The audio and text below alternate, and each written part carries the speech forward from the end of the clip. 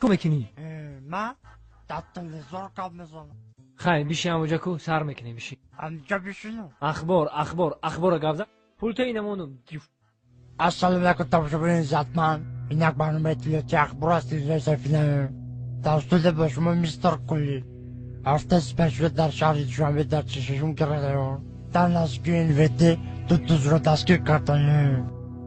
صدراعظم نجمی و برنامه خفی ساعت 12 شب بین تیغوراتگری از خونه بیرون شده و خونه بیت‌الله سعدلو حمله کردند.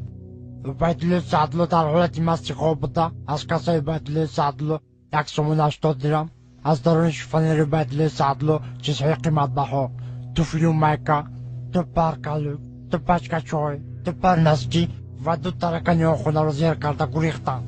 از این کارها سردار گروه میلیسیا حسن چیلا خبر شده با کارگردان کربسه جمهوری تاجیکستان خبر داده. کارگردان کربسه جمهوری تاجیکستان دولتمند خال کرکیبک پرده قاسم از این کارها خبر شده.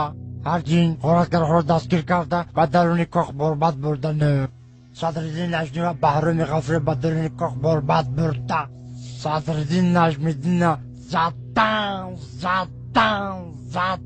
تا با قدم خدا و اسم میکنی. ای رو تسیا کدامی ژورنالیست دروغ میگه؟ تو در تلویزیون گپ زدی تو رو تمام جهان تماشا میکنه. تو دروغ میگی؟